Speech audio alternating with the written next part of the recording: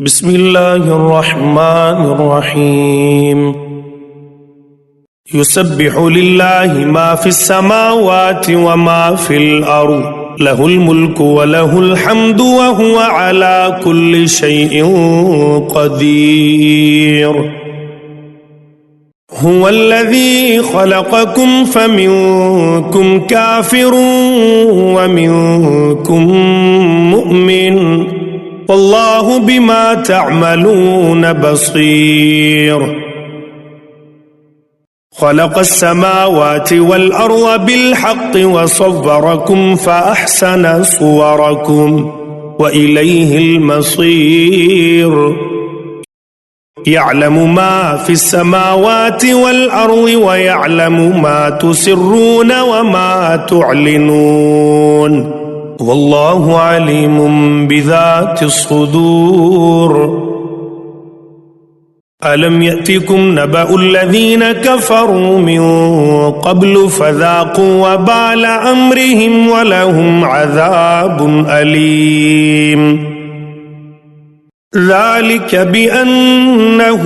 كانت تأتيهم رسلهم بالبينات فقالوا أبشر يهدوننا فكفروا وتولوا واستغنى الله والله غني حميد زعم الذين كفروا أن لن يبعثوا قل بلى وربي لتبعثن ثم لتنبؤن بما عملتم وذلك على الله يسير فآمنوا بالله ورسوله والنور الذي أنزلنا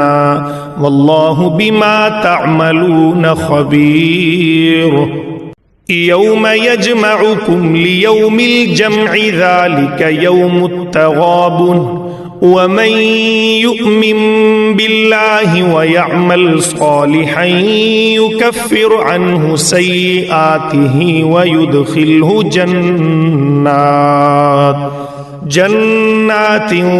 تجري من تحتها الأنهار خالدين فيها أبدا ذلك الفوز العظيم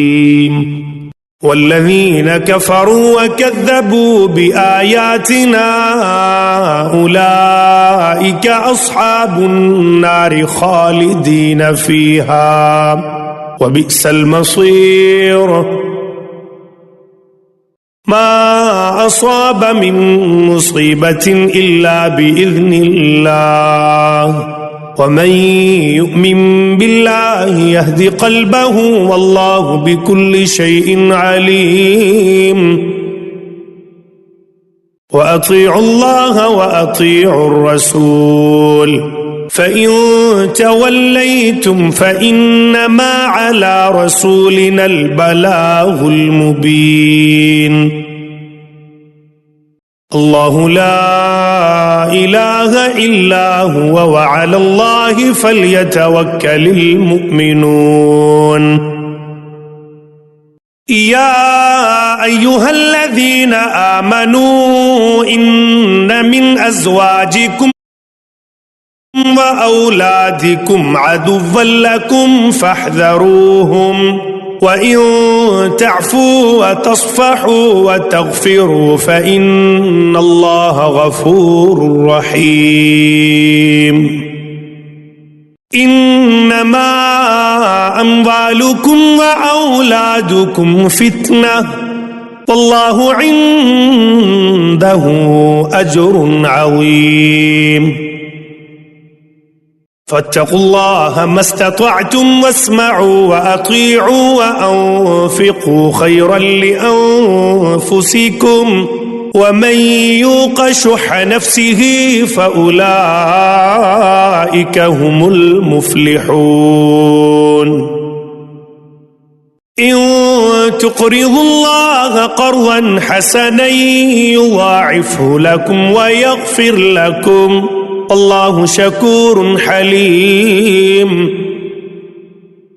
عالم الغيب والشهادة العزيز الحكيم.